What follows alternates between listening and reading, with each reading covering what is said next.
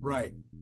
Now, the article says that it makes training AI faster, catches bugs before they hit real problems, reduces delays in product launches, gives Tesla a huge edge over the car makers. So is that all just kind of assumed by what you just said, or is there?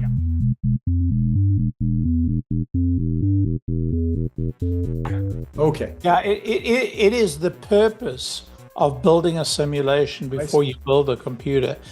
Not even building it before you build the computer. They're going to use that sim even when they have the computer up and running. Because it's so much cheaper to test your code on a simulation before you put it onto the big computer. I see.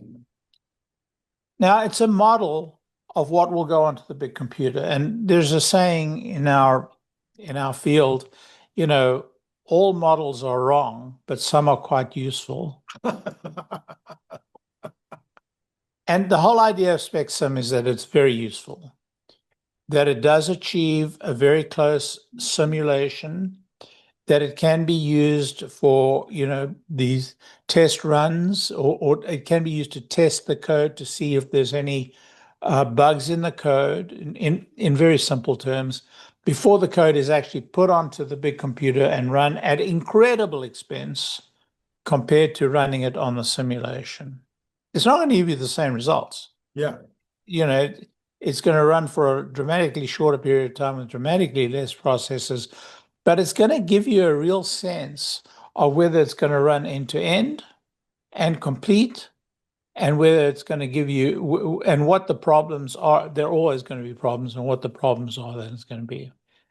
I mean, it's not a lot different from what my firm used to do. I mean, we created models of the logic that the business wanted to use to calculate, you know, a price for a product, or calculate a mortgage rate, or whether to determine whether a person should be given a mortgage, or whether to calculate whether somebody should get a loan.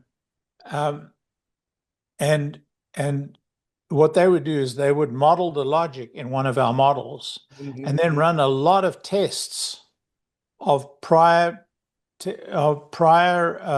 loans given, and see what the model tells them they would do, and what the likelihood loss rate on those loans would be, and compare that to real life. Well, it's not that far different from what's happening here.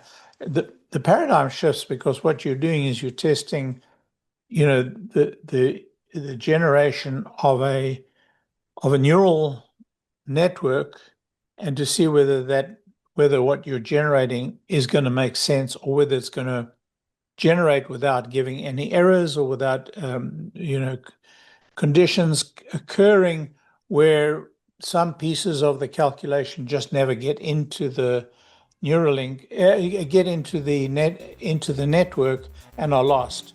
Those kinds of things, and that's due to the hardware not functioning the way it's supposed to function.